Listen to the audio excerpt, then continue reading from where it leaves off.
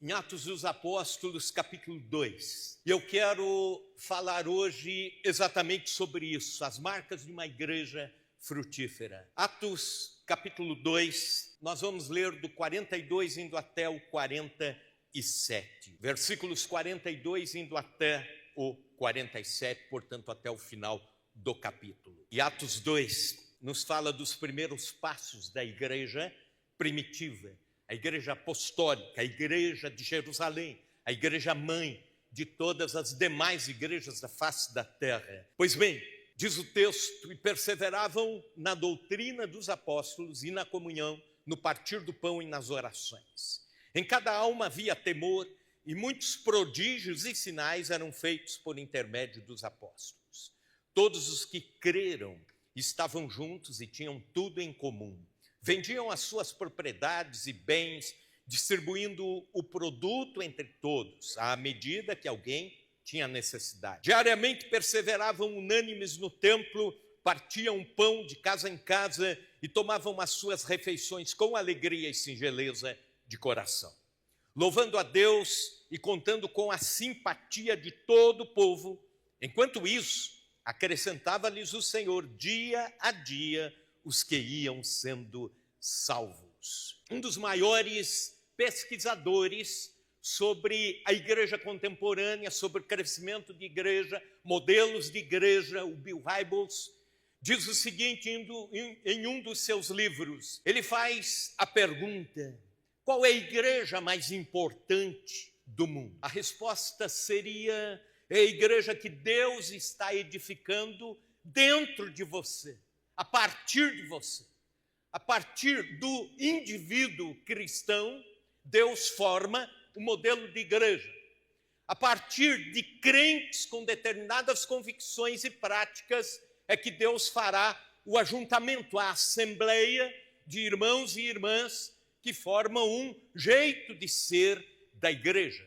E quais são as marcas de uma igreja que pode impactar, uma igreja que pode ser relevante na cidade de Chapadão do Sul? Alguém perguntou certa vez, num dos seminários de plantio de igreja, a pergunta era a seguinte: se a sua igreja deixasse hoje de existir no seu endereço, na determinada avenida, no determinado bairro em que está instalada, que falta a igreja faria para a cidade, para o bairro? Não é uma boa pergunta que podemos fazer como igreja nesse ano da frutificação, para compreendermos o que é uma igreja equilibrada, uma igreja que pode fazer a diferença em Chapadão do Sul ou na região. Nós não podemos nos modelar nas igrejas contemporâneas. Devemos olhar para a igreja mãe, a igreja da Bíblia, a igreja de Atos dos Apóstolos. Essa igreja, sim, é um modelo de igreja que pode impactar, é um modelo de igreja que pode fazer grande diferença. Aquela igreja de Atos dos Apóstolos possuía algumas marcas que levaram esta igreja a frutificar e frutificar muito. Aliás, nós somos frutos da frutificação, da produção da igreja primitiva. A igreja reunia-se no templo e de casa em casa. A igreja tinha profundo compromisso com a doutrina e também com a celebração festiva. Era profundamente engajada em assistência social, isto é, a espiritualidade horizontal, e também na oração, a espiritualidade vertical. Ela não apenas evangelizava, mas também fazia discípulos. Ela tinha grande comunhão dentro dos muros e também a simpatia dos de fora, dos da cidade. Hoje nós vemos igrejas que revelam grandes desequilíbrios. Há igrejas que zelam pela doutrina, mas não celebram com entusiasmo. Há igrejas que são ativas na assistência social, mas são desprezíveis na oração. Há igrejas que crescem em número, mas dissolvem a verdade, as principais verdades do Evangelho. Há igrejas que amam a oração, mas relaxam na comunhão ou no ensino. E assim por diante. É desses desequilíbrios que nós precisamos fugir e procurarmos a centralidade do que é o ser igreja na palavra de Deus. Vamos olhar para a igreja de Jerusalém. Vamos olhar para estes versículos que lemos e vamos daqui tirar o exemplo do que é uma igreja frutífera.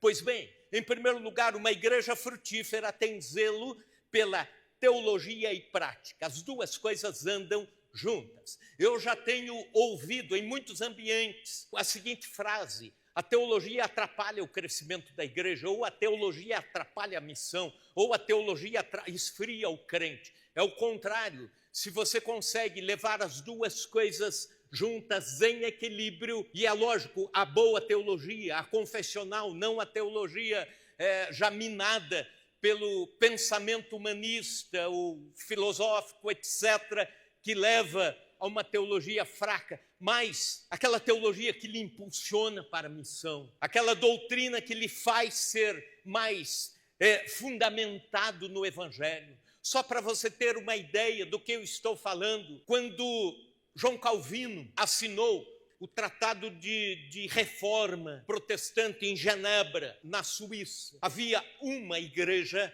protestante reformada. 7 anos depois, escute isso, 7 anos depois, já estavam plantadas 5.192 igrejas na Europa, fruto do ensino sério das Escrituras. 140 missionários já estavam enviados para fora da Europa, levando o Evangelho e plantando igrejas. Os primeiros cristãos tinham firmeza doutrinária, veja comigo, e perseveravam na doutrina dos apóstolos e na comunhão e no partir do pão e nas orações. Primeiro, firmeza doutrinária na doutrina dos apóstolos. A igreja de Jerusalém nasceu sob a tutela da verdade. A igreja começa com o derramamento do Espírito, depois uma pregação cristocêntrica de Pedro, levando pessoas à confissão, levando pessoas a reconhecerem o que precisam fazer para terem a salvação.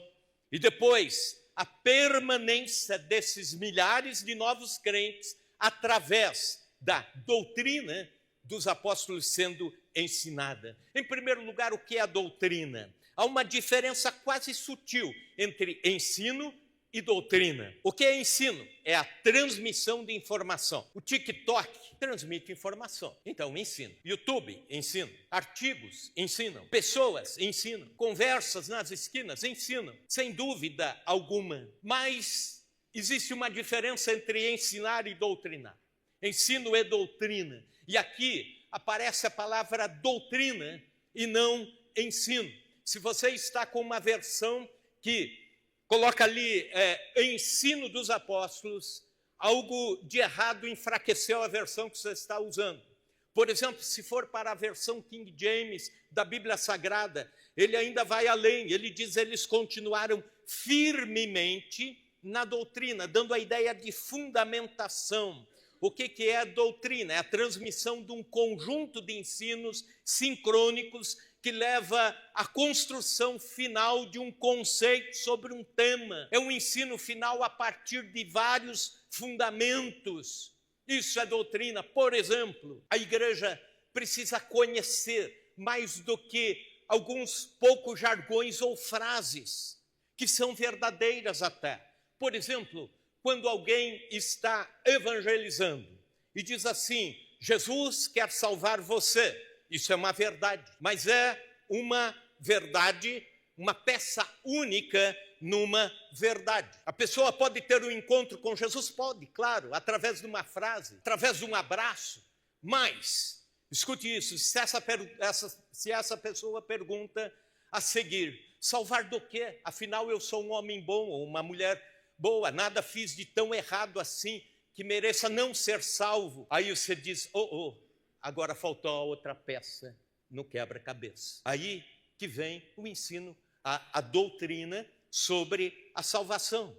Por exemplo, falar sobre a queda do homem no Éden, como entrou o pecado no mundo, Gênesis capítulo 3, aí indo para o ensino de que todos nós em Adão somos herdeiros do pecado, estamos maculados pelo pecado, Romanos 3, 23, Romanos 3, 10. E aí falar do pecado como transgressão, pecado como individual, o pecado sendo pago com vida, Ezequiel 18, 20. A alma que pecar, esta morrerá. E aí a pessoa se assusta. Mas calma aí, tem uma boa notícia, Romanos 5, 8. Deus prova o seu amor para com você, em que Cristo morreu por você, sendo você ainda um pecador, ufa. E esse plano já estava desenhado de antes da fundação do mundo. Está resolvido, agora posso ir embora? Não, não está resolvido. Você precisa se arrepender do seu pecado interiorizado, da sua velha natureza, a natureza de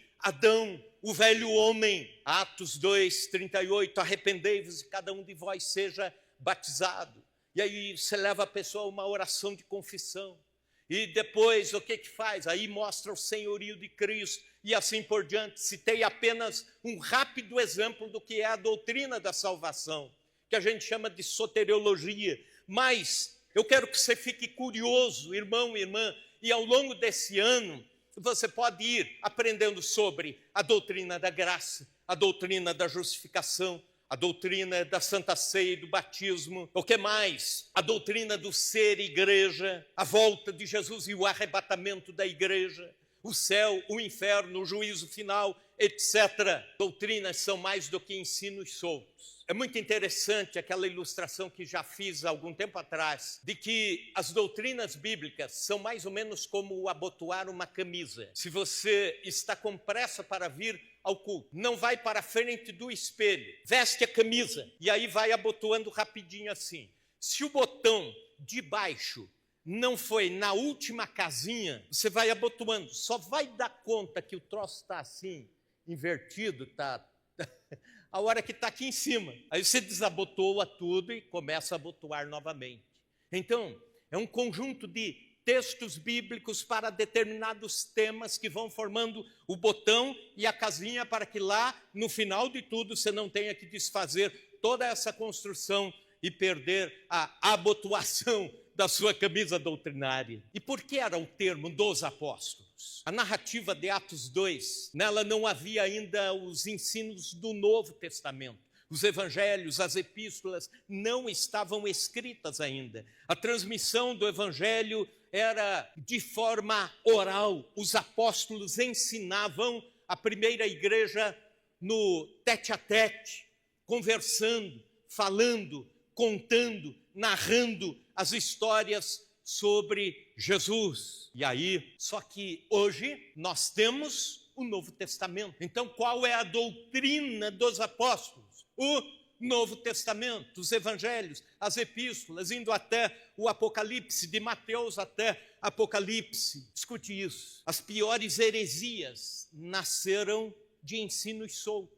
Peças num quebra-cabeça sem o restante das peças. Botão fora da casinha correspondente, a partir de versículos fora de contexto, a partir da teimosia em afirmar que a experiência sensorial de alguém está acima do teto das escrituras sagradas. Assim nasceram as testemunhas de Jeová, os mormons, o kardecismo, as seitas, os desvios doutrinários. Alguns deles já são antigos, mas outros estão surgindo. E basta dizer aos jovens que estão na universidade de que vocês vão se deparar com muitas heresias, vão se deparar com um bombardeio mental, enquanto estão se preparando para a vida, como, por exemplo, o neognosticismo, o relativismo, o racionalismo, o humanismo, o ateísmo, o secularismo, ou até mesmo estudando dentro das igrejas, nós encontramos, por exemplo, o movimento liberal, onde se coloca a razão acima da fé, ou então um movimento chamado neopentecostal. Não confunda com o pentecostal, que é legítimo, mas o neopentecostal, aquele que coloca a sua experiência acima da revelação bíblica e pouco tem a ver de compromisso com a Bíblia. Escute isso. Deus tem compromisso com a sua palavra, a Bíblia Sagrada. Ele zela pela sua palavra. Uma igreja que frutifica é fiel ao ensino dos apóstolos, a saber, no século 21, a palavra escrita, que revela o que os apóstolos construíram a partir de Cristo.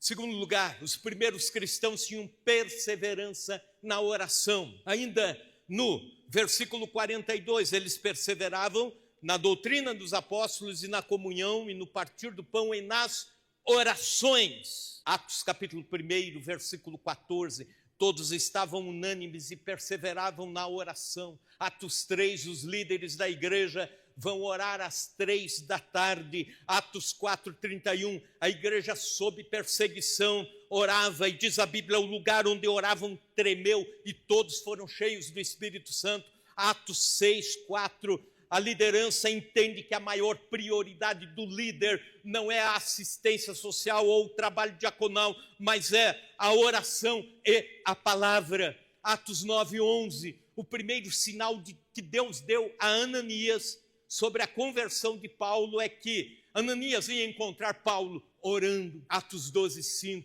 Pedro está preso, mas a igreja está em oração e de uma forma miraculosa Pedro é solto da prisão. Atos 13:1-3, a igreja de Antioquia ora e Deus abre as portas para as missões mundiais. Atos 16:25, Paulo e Silas estão orando na prisão e acontece o terremoto e as portas se abrem, e aí dali adiante a evangelização do carcereiro e nasce a igreja em Filipos. Atos 20:36, Paulo ajoelha-se na praia e ora com os presbíteros da igreja de Éfeso. Atos 28:8 e 9, Paulo ora pelos enfermos na ilha de Malta e eles são curados. A oração permeia toda a história da igreja primitiva, capítulo por capítulo. Um pastor disse há um tempo atrás, em Atos 2, os crentes oraram 10 dias. A seguir, Pedro pregou 10 minutos e 3.000 pessoas foram salvas.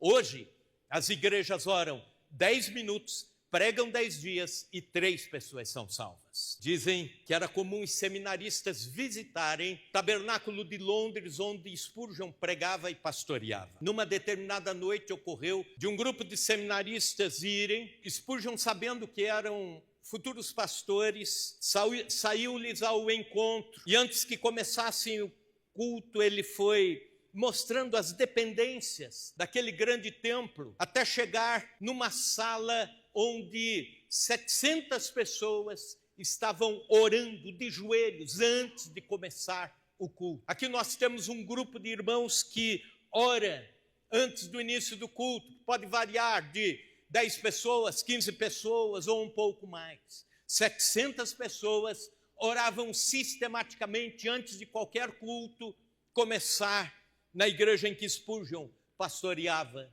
E ele apresentou aquele grupo de irmãos, mostrou e disse: aqui reside, aqui está o segredo de almas salvas, pessoas restauradas. Aqui está o segredo do evangelho estar sendo pregado de uma forma tão impactante na cidade e no país. Max Lucado, autor de vários livros, explica num dos livros, livro Parceiros de Oração, ele diz: quando agimos, colhemos o fruto do nosso trabalho, mas quando oramos, colhemos o fruto do trabalho de Deus. Aleluia. Os primeiros cristãos tinham temor de Deus. Versículo 43. Em cada alma havia temor, em cada alma havia temor. A palavra para temor pode ser traduzida como medo, pavor ou uma mistura entre reverência e respeito. E aqui especificamente nesse texto, achou-se por melhor os tradutores dizerem que é a reverência e o respeito. Hoje as pessoas estão acostumadas com o sagrado. Aquilo que é sagrado já não é mais importante,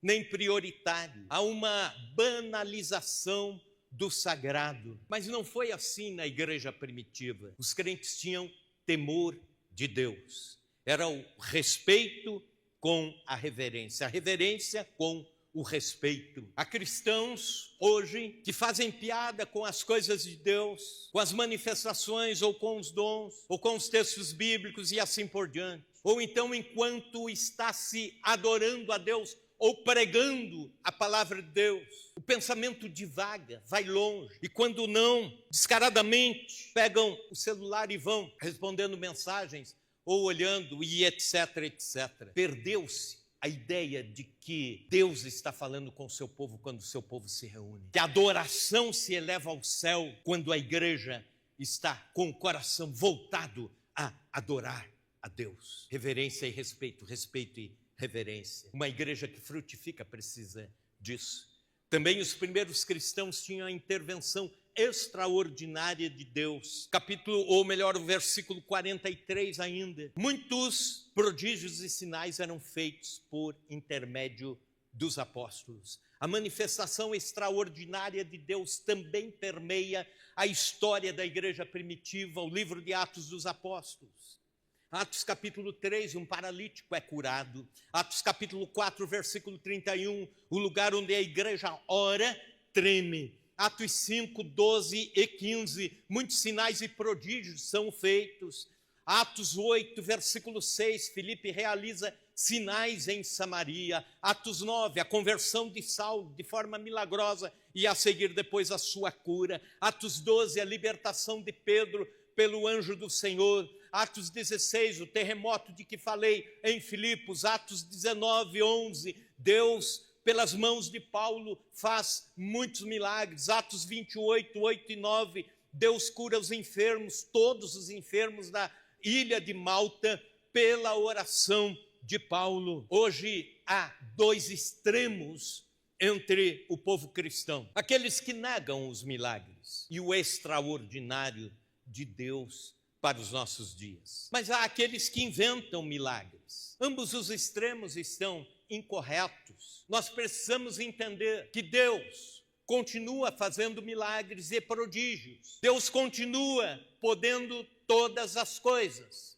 Como ouvimos agora há pouco, nada é difícil demais ao Senhor e nada é impossível ao Senhor. Então cultuamos a um Deus vivo como igreja. Uma igreja frutífera reconhece que temos um Senhor Deus vivo, poderoso, que ao longo da história não arrefeceu o seu poder. Há um tempo atrás, alguns anos atrás, eu ouvia as histórias do pastor Mário Roberto Lindström. Alguns aqui se lembram deste nome. Mário Roberto Lindström, década de 40 e década de 50, com um jipe e com uma carretinha atrás do jipe, com uma tenda, viajava pelo norte de São Paulo, aliás, sul de São Paulo, norte do Paraná, plantando igrejas, através daquela tenda. A tenda ficava armada um tempo na cidade e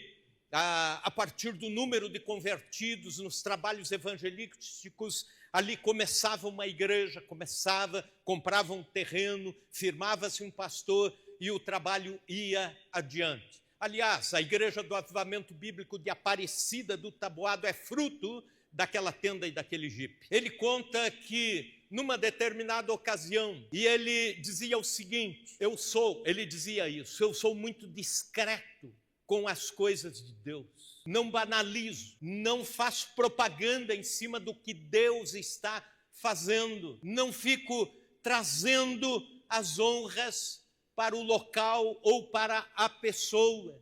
Eu prefiro transferi-las todas para o Senhor Deus, da melhor forma possível. Mas ele dizia, num determinado dia, de que a sua preocupação era que as pessoas não apenas vissem milagres e prodígios, mas crescem na palavra de Deus, pregada, anunciada, ensinada. E é interessante que ele conta que num determinado dia, depois, uma noite na tenda, depois de haver cantado, orado pelos enfermos, havia um jovem paralítico assentado numa cadeira de roda. Aí termina o momento de oração, termina o momento de clamor, termina o momento de intercessão pelos doentes. Ele diz, agora vamos abrir a palavra e pregar. Quando ele diz, vamos abrir a palavra, e abre e começa a ler o texto que iria sobre ele pregar, o paralítico levantou-se e começou a andar. Ele disse assim, pastor Marcos, é o poder da palavra. Eu concordo, é o poder da palavra. É Deus agindo, é Deus trabalhando. Deus continua sendo o mesmo. Você crê nisso? Aleluia. Mas também, segundo lugar, uma igreja frutífera tem entusiasmo no culto. A igreja tinha prazer em estar na casa de Deus. Veja comigo o versículo 46. Diariamente perseveravam unânimes no templo. Diariamente. a ideia de a comunhão, o ajuntamento, a oração, a busca a Deus acontecer intensamente. Não haver muitos espaços entre um culto e o outro. O culto era um reencontro entre o céu e a terra, em adoração, em oração. Eles amavam estar na casa de Deus, ou nas casas, orando, clamando a Deus. Eles tinham os mesmos anseios que o salmista. Por exemplo, no Salmo 84, quão amáveis são, Senhor, os teus tabernáculos, Rei meu e Deus meu, a minha alma suspira e desfalece pelos átrios do Senhor. Até o pardal encontrou casa, andorinha, ninho para si. Eu encontrei os teus altares, Senhor, Deus meu e Rei meu. Ou então Salmo 27, versículo 4, uma coisa peço ao Senhor e a buscarei, que eu possa morar na casa do Senhor todos os dias da minha vida para contemplar a beleza do Senhor e meditar no seu templo. Eu não sei como alguns cristãos conseguem ficar tão distante da congregação, da adoração, do culto a Deus. Alguns aparecendo a cada 2 semanas, ou a cada mês, ou a cada 1 mês e meio. A igreja viva tem alegria em estar na casa de Deus para adorar. A comunhão no lugar de culto é uma das marcas da igreja, que a igreja precisa ter. É uma das marcas que a igreja teve ao longo dos séculos. A igreja tinha prazer em estar junta. Mas também a igreja tinha um louvor constante. Versículo 47, louvando a Deus. Eles diariamente louvando a Deus. Uma igreja alegre, uma igreja que canta com alegria. Os muçulmanos têm mais de 1 bilhão de adeptos da sua religião ao redor do mundo. Só um detalhe, eles não cantam, eles não sorriem, eles não demonstram algum tipo de alegria no seu culto. Uma igreja frutífera louva fervorosamente, louva de forma contagiante, louva com sinceridade, louva com verdade, louva com responsabilidade. O que é responsabilidade naquilo que cantamos? O louvor agrada a Deus. E o louvor que agrada a Deus tem a sua origem no próprio Deus. Por isso precisamos cuidar em cantar os atributos de Deus, adorar a Deus a partir de quem Deus. Ele também tem um propósito. O louvor tem o propósito de exaltar a Deus. Exaltando a Deus, produz em nós o quebrantamento espiritual. Essa sequência não pode ser invertida e não tem como. Também a igreja tinha alegria ultra circunstancial. Veja, versículo 46, diariamente perseveravam unânimes no templo, partiam pão de casa em casa e tomavam suas refeições com alegria e singeleza de coração. Alegria era marca registrada. A igreja transbordava de alegria sem se angustiar com as perseguições que já estavam sofrendo. A igreja primitiva era perseguida pelos judeus e a igreja era também perseguida pelo Império Romano. Era uma dupla perseguição. Atos capítulo 5, versículos 40 e 42, os apóstolos são açoitados pelo sinédrio e retiram-se regozijando por terem sido considerados dignos de sofrerem afrontas por causa do nome de Jesus. Atos 6,15, Estevão, na hora da morte, vê Jesus em visão e o seu rosto, o rosto de Estevão, transfigura-se como que o rosto de um anjo, enquanto ele vai morrendo apedrejado. Atos 13:52. Os discípulos de Antioquia da Psídia, mesmo perseguidos, transbordavam na alegria do Espírito Santo. Uma igreja frutífera mistura sofrimento, adoração e louvor, sem nenhum problema. Transforma-se tudo isso até em alegria. São masoquistas? Não, mas entendem que nada pode roubar a alegria de um cristão. Ela está acima das circunstâncias. A China voltou a perseguir intensamente o cristianismo nos últimos 3 meses. Talvez você já esteja ciente dessa informação. Ela estava em 17º lugar no ranking de perseguição ao cristianismo. E é possível que passe a estar entre os 10 primeiros daqui a alguns dias ou semanas. Voltaram a fechar templos, queimar templos cristãos, prender pastores e proibir a circulação da Bíblia, da palavra de Deus. a esposa de um pastor, disse recentemente: meu marido está sob vigilância do governo. Às vezes eu sinto medo, mas se chegar o dia em que ele for levado, peço a Deus coragem para permanecer firme. Alegria circunstancial. Um detalhe: a China continua sendo o país em que mais o cristianismo cresce, proporcionalmente, numericamente, através das igrejas clandestinas, as igrejas escondidas, em lugares onde não há visibilidade. Há registros de meses em que, em todo o território chinês, 25 mil novos membros são batizados em várias dessas igrejas clandestinas. Uma das marcas da igreja frutífera é essa. Terceira marca: uma igreja frutífera valoriza a comunhão. Os crentes tinham prazer em estar juntos. Versículo 42, e na comunhão perseveravam na doutrina dos apóstolos, na comunhão. Versículo 44, todos os que creram estavam juntos e tinham tudo em comum.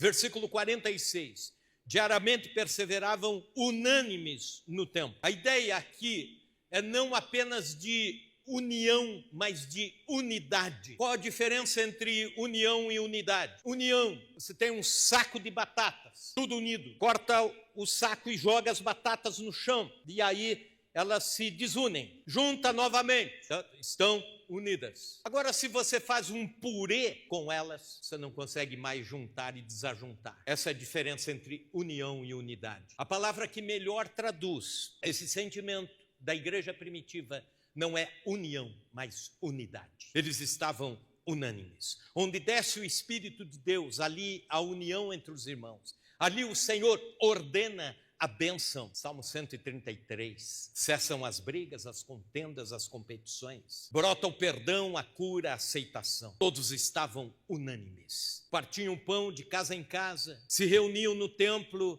e também nos lares. Os crentes também eram sensíveis para ajudar os necessitados. Versículo 44, todos tinham a última frase: tinham tudo em comum. Versículo 45, vendiam as suas propriedades e bens, distribuindo o produto entre todos, à medida que alguém tinha necessidade. Os crentes converteram o coração e o bolso a Deus.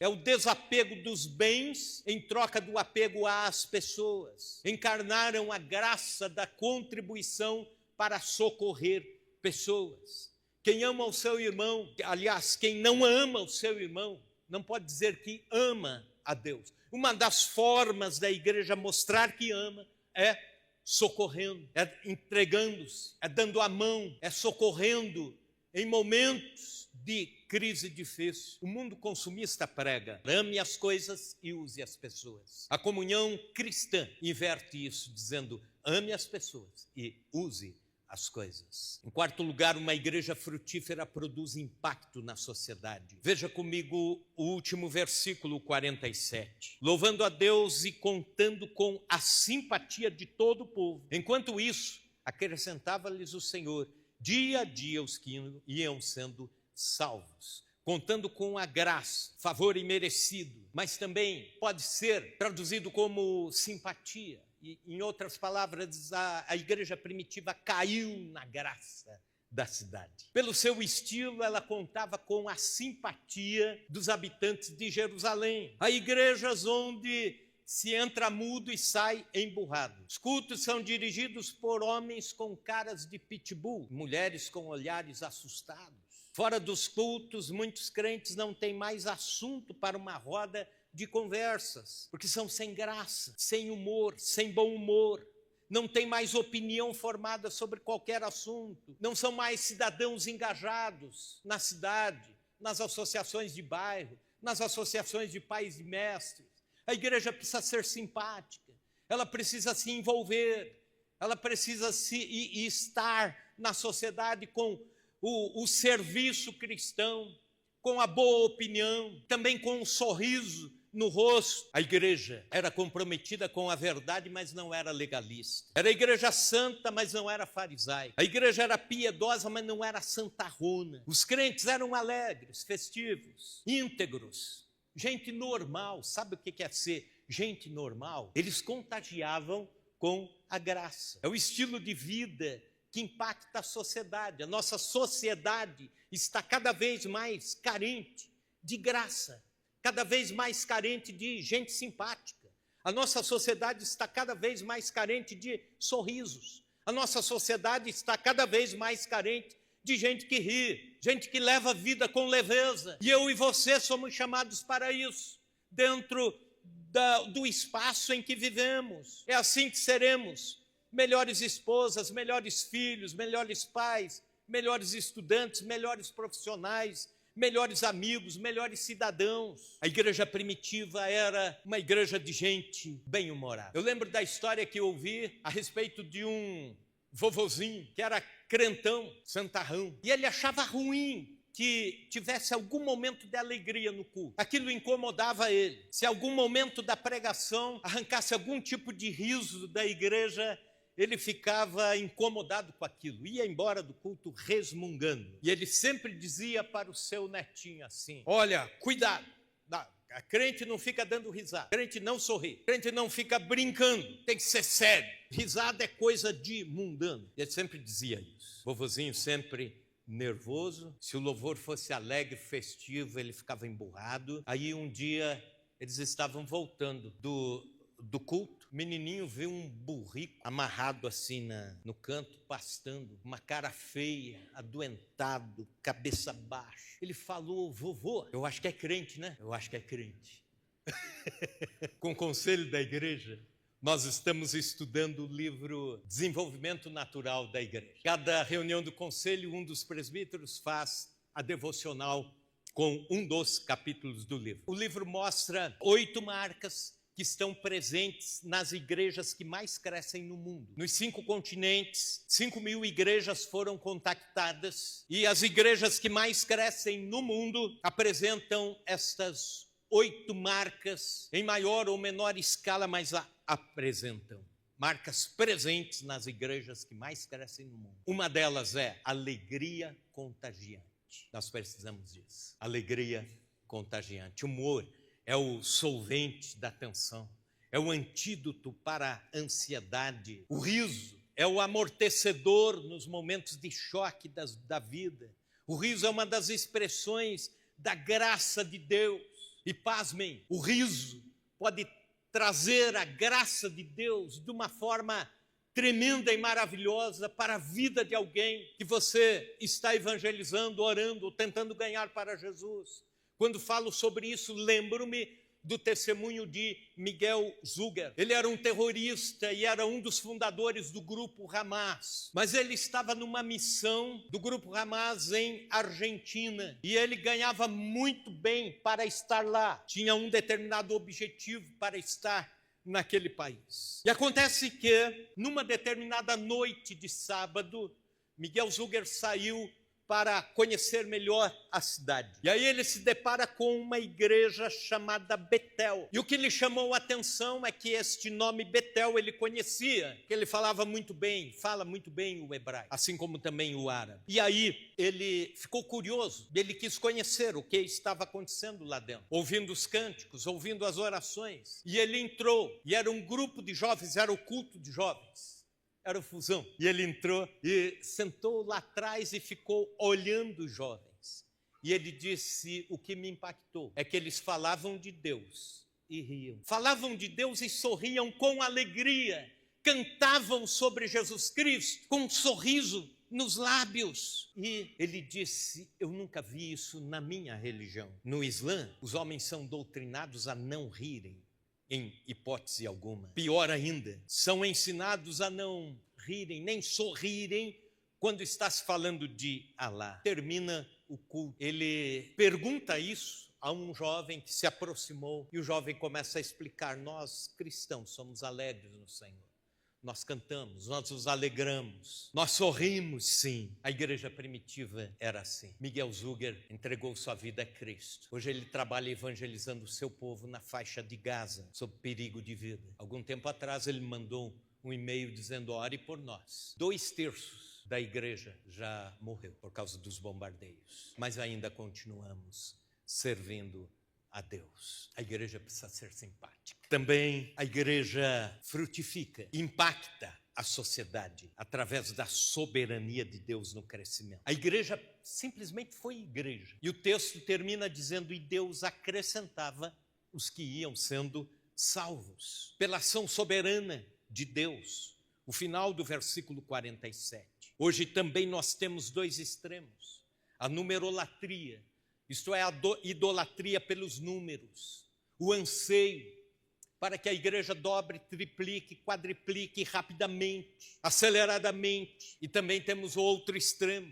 aqueles que dizem: nós não queremos números, queremos qualidade. É a numerofobia, o medo dos números. A boa qualidade gera crescimento, é o que o texto está dizendo. A boa doutrina, com a oração, com a comunhão, com o serviço cristão, com a simpatia, gera crescimento. A igreja crescia em números, a igreja crescia diariamente, a igreja crescia por adição de vidas salvas, a igreja crescia por ação divina. Veja o crescimento da igreja, Atos capítulo 1, versículo 15, eram 120 membros. Atos 2:41, 3.000 são acrescentados. Atos 4:4, o número sobe para 5.000.